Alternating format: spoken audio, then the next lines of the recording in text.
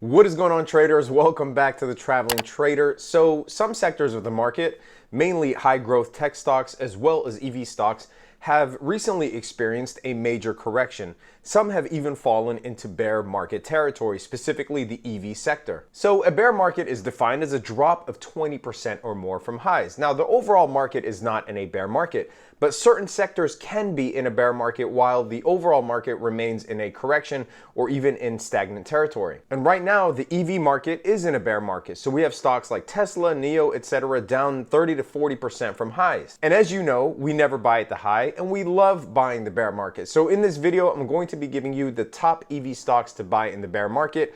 I'll give you my analysis on some of your favorite EV stocks and tell you how I'm trading them, because there are a few more creative things we can do than just buying the stock here. So we're gonna go over Tesla, NIO, CCIV, Plug, OshKosh, NGA, and THCB. Everything will be linked in the chapters below, so you can forward and rewind as you like to the section that's relevant to you. Now, obviously we cannot ignore the overall market correction. I've talked about this ad nauseum. I've given my views why in the short term I don't think we will hit bear market territory, why I think that we will experience record GDP growth from the summer onwards, and why the reflation trade will be the theme of 2021. Now, my senses are definitely heightened for 2022 and beyond because of a number of factors, but this is not this video. I will make a separate video on when I think a possible crash could come. Regardless, when we're long-term investing, we should disproportionately be adding to our high conviction positions on the crashes and the dips, and we let the market sort itself out. All right, let's start with Tesla. So in terms of where Tesla's price is, I think it has hit a temporary ceiling.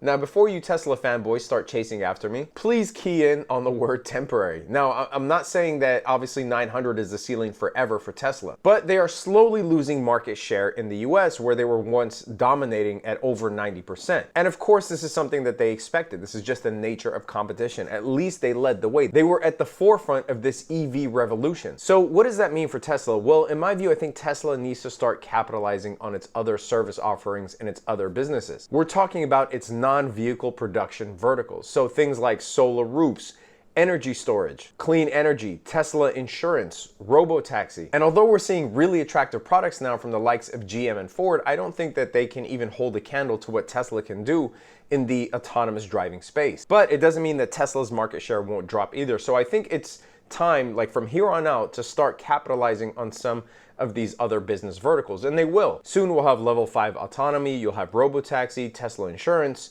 which is rolled out actually in a small capacity at the moment. And some analysts are projecting that Tesla's energy storage business can be 50% of its revenues in the future. And until that happens, I think it'll be hard for Tesla to crack that $900 mark. I mean, we might get to 1,000, but I'm saying that the upside is limited until that stuff starts happening. I mean, even if you look at Tesla's price targets that it's been getting from some of its most bullish supporters, you'll see that they're fairly modest compared to where Tesla was trading before, $900, which Tesla got near before. And even Mizuho, which has been historically very bullish on Tesla, their price target is pretty modest compared to where Tesla was trading. Their target now is $775. So still a premium for where Tesla is currently trading, but not as crazy as we once saw before. And part of it is what I was saying earlier, that Tesla is bleeding market share to other car manufacturers, the likes of Ford. Now, let's take a look at Tesla's price. Tesla dropped below the 100-day moving average. It actually fell below $600. It went all the way down to around $540 just a few days ago. Now, this represents a 40% drop from highs. And this is what I was saying. If you're willing to buy Tesla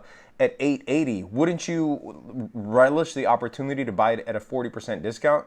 A famous trader once said that the stock market is the only sale in town where nobody lines up, and that's 100% true. I know a ton of people from the YouTube comments, from the Discord, etc., that were praying for a dip like this. 40%, I mean, that's almost half off where Tesla was trading at just a couple of weeks ago. But from my experience, anecdotally, those who pray for the dip rarely ever buy, right? I mean, it's very hard to get our 8 brains to buy something that's declining in value. But you do it for everything else. You do it for Jordans, for cars, for handbags, for whatever. If there's a discount, you rush, line up outside of the store in order to get it. But for some reason, with our investments, we're not like that. Now, Tesla is oversold on the RSI for the first time since the height of the pandemic, since March 2020.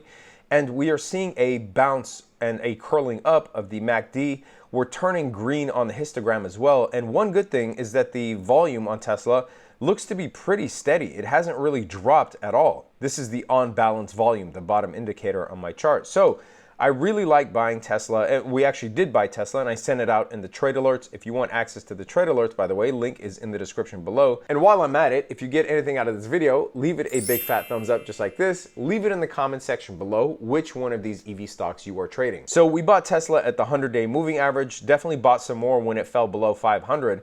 And now we just sit and wait because it is in oversold condition. All right, and another thing that we did, and something that you can do, is sell a cash secured put.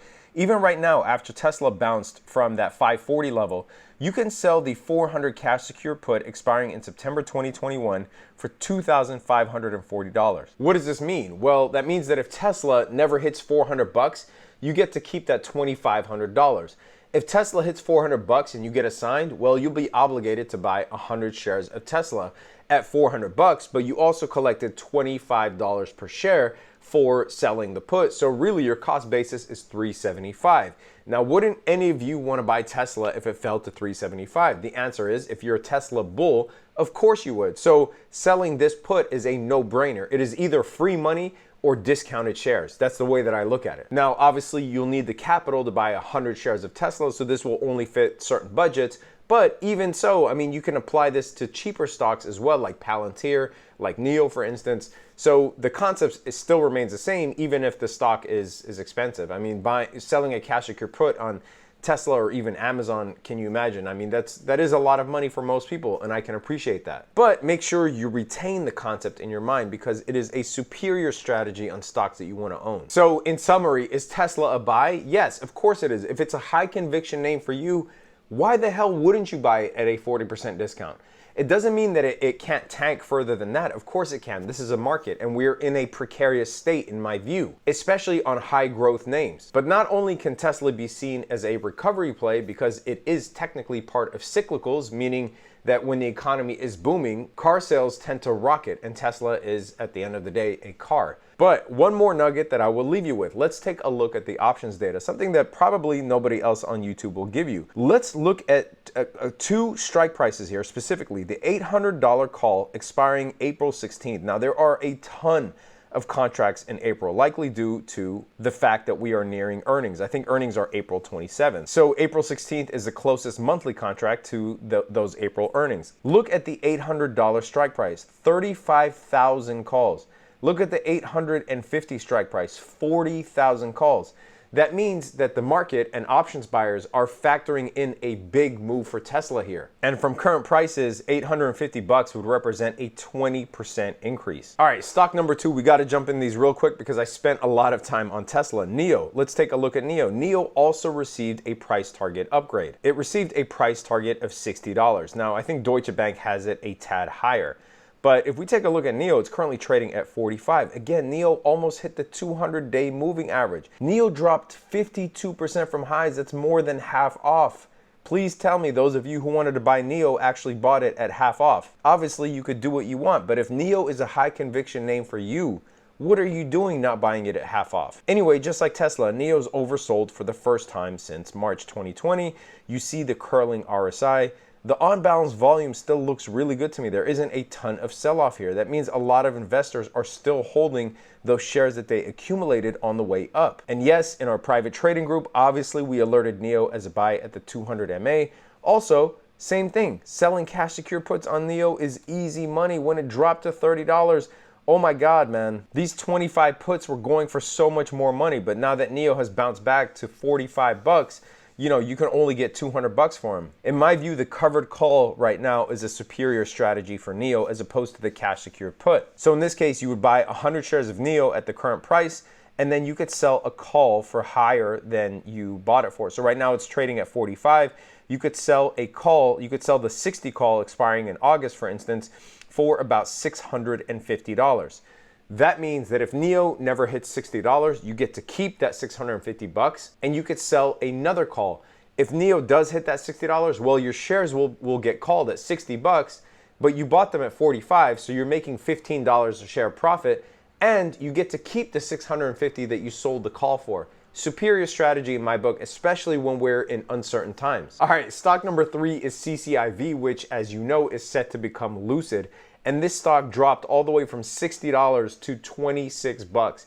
Now, there's a hilarious video that was released a couple of days ago of the CEO of Lucid test driving a Lucid car. And it was one of the funniest things I've seen because he's a little bit older, so he was going like 5 miles an hour, but he was praising how amazing the car was during this test drive, but he wasn't really putting the car to the test. And at one point, there was even a line of cars behind him because of how slow he was going.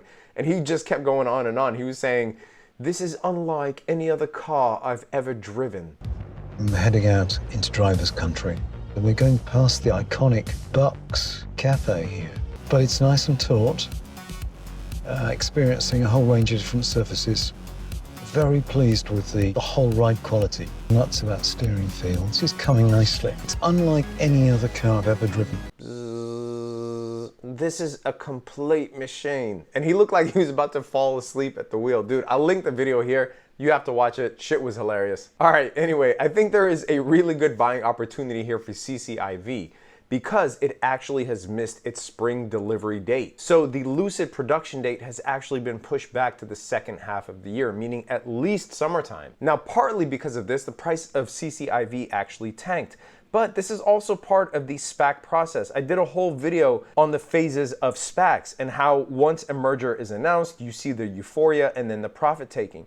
And before the ticker symbol changes, we will tend to see another rally. Now, hopefully that ticker symbol change lines up with a production delivery date. That'll be a 1-2 punch and a catalyst that is needed to drive the price up once again. But in my view, there is no way that the price of Lucid, once it starts making cars, I mean, unless something drastic happens, like their cars actually don't ship or their cars end up killing a bunch of people or something, there's no way that Lucid stays at this $26 price point once the ticker symbol changes over and they start delivering cars. So at the 50-day moving average, I think there is a good opportunity here. Again, another thing we did after this price tanking. Now, I did send out an alert in the Discord that I was taking profits at around the $60 level. Another thing I did was I sold calls against the remaining portion of my shares. And once we dropped to the $50 moving average, I sold puts at below 20 bucks. That means that I'm going to be getting Lucid at below $20 if I get assigned, or I get to keep the cash. And again, if you want access to all of our trades, all of my alerts, link is in the description below. You definitely want to be a part of our 5,000 plus member community, where you will learn how to do some of these complex option strategies that in my view are far superior to just buying the stock. All right, stock number 4 is Plug Power. Now for me, Plug is a pure trade only. That means that from these levels, I'm not comfortable buying and holding it and not looking at it for years, as I am with some of the other stocks that I talked about. And the reason is, based on its current business profile, I think the market cap at 27 billion, almost 28 billion is a little bit too high for this company. Now, it doesn't mean that I won't trade the shit out of it. Of course I will. And as a matter of fact, this channel here, I drew this going all the way back to June or July of last year, and it has maintained this uptrend, even breaking above it back in January, and falling back to this channel respecting the support line. We are now seeing a MACD that is recovering, hopefully bouncing and curling upwards. Same thing as the RSI. Didn't even hit oversold levels on the RSI, but I'm very comfortable trading Plug in this channel. However, as I said, at almost $50, I don't know that I'm comfortable buying and holding Plug here. Not for me. Maybe you guys have a different DD outlook. If you do, post it in the comments below. But not for me. For me, I'm just going to continue trading Plug within this channel. So we ended up buying it at the 100-day moving average, earning an easy 25-26% on our money already. And if you sold now, you can take profits and be happy with your trade. Or if you want more risk, obviously, you can continue to keep your position exposed to market risk. Would I buy it from here if I don't have a position? Honestly, no. I would wait for it to fall back to this ascending channel support level, or I would just not trade it if you guys are not that proficient at charting, or you should be. I mean, at least you should get used to trying to draw these trend lines. You don't have to be a master chartist, but you should get used to drawing these trend lines. So if you're still not confident in your charting skills, at least pull up the moving average and see if Plug can fall to one of the major moving averages before buying. But at this level, we could see some more bullish price action. However, I think it is temporary. So really up to you if you want to get in here at the middle of this channel. I like the position that we established here at the 100-day moving average. I think that was optimal. Again, in this case, up to you. All right, stock number 5 is OSK or OshKosh. Now, contrary to popular belief, OshKosh is not an EV company. OshKosh is actually a specialty vehicle manufacturer, both in the defense sector as well as the commercial sector. So they build vehicles that have awkward chassis. So think of something like a USPS truck, where most of them are right-sided driving trucks, which for you folks in the UK is normal, but in the US that's awkward. But they also manufacture things such as bomb squad vehicles, fire trucks, rescue vehicles, etc. So anything that has a non-conventional chassis. Now, they've been contracted by the USPS to construct a new fleet of USPS trucks. Now, again, contrary to popular belief, those aren't going to start out as EV trucks. They are actually combustion trucks, meaning engines, but they could be retrofitted to become EVs later. Now, we're talking about tens of thousands of vehicles, potentially over 100,000 vehicles. So if they are successful in this, expect them to garner more contracts going forward. They are also partnering with another company on our top 7 list, Microvast, which we will talk about later. But OshKosh has been a profitable, successful company for a very long time, even before all of this EV talk.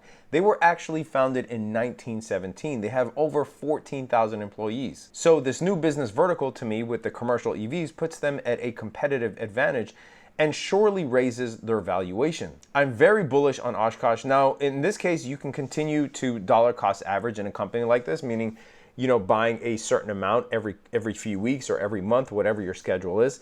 It is running a little bit hot, but it is a stock that runs on momentum. Anytime you see a stock on an uptrend, and the furthest point that it falls to is the 21 EMA, which is a very short moving average, then you know that the stock is on a major run. So in my view, you can either dollar cost average here, meaning buying some at 115. If it drops to 109, buying some more. If it drops to the 50-day moving average at 100, buy some more. Or you can just wait for a pullback to the 21 EMA before jumping back in. But I think that OshKosh, there is a very long-term prospect here, especially if that deal with the USPS goes through and is a successful delivery. All right, stock number 6 is NGA or Northern Genesis Acquisition. This is a SPAC that is merging with Lion Electric, which is an EV bus maker. They recently secured a contract with the LA School District. The price of the stock jumped 14% shortly after that announcement. However, it was victim, just like every other EV, to the EV bear market, and it came down crashing. It has tanked almost 64% from all-time highs, and where it currently sits now is about 50% off from where it was back in January. Now, the easiest thing you can do here is sell a put. So, for instance, you could sell the $15 put on NGA expiring in December for $4.30. That would put your cost basis of the stock at around $11, even less than $11, $10.70. Now that is near the default SPAC pricing of $10. If NGA never hits that price, that $15 price, then you get to keep your money. If it hits that $15 price and you get assigned, then your cost basis on NGA is $10.70. I really like the strategy here. Now, you could go with the covered call, meaning buying 100 shares of NGA at $17.69 and selling, like, say, the $20 call expiring in July for about $3.20, which would mean that if you got assigned, you would essentially be giving up your shares of NGA at $23.20, buying it at $17.69. So yes, you are in profit. So you can do one of those things, a cash secured put or a covered call, to lower your cost basis. Now, would I buy it here at $17.69? Yes, I don't mind buying it here. However, I can easily see the stock fall back down to the $13, $14 level, creating this potential head and shoulders here. So I'm not extremely bullish on the stock in the short term. But if I can get it at a good price and NGA continues to collect more contracts, then this entry in the mid-teens could seem cheap for the long term. But it could be a while before you see a return on your investment. So this, to me, is a true long-term hold if you're going to buy it at this range, or I would go with one of the 2 option strategies that I outlined. All right, and stock number 7 on the list, I mentioned them a bit earlier, is Microvast. They are merging with a SPAC called THCB. Now, this stock currently sits at $15.42 after hitting a high of $25. Now, Microvast signed a deal with OshKosh, and to be more specific, OshKosh actually invested $25 million in Microvast as part of the PIPE. So the way that OshKosh OshKosh is looking at this is that Microvast would help them with their battery solutions once they start scaling their EV vehicles. Now, Microvast already has a proven track record in some cities in China where they are rolling out EV public transit.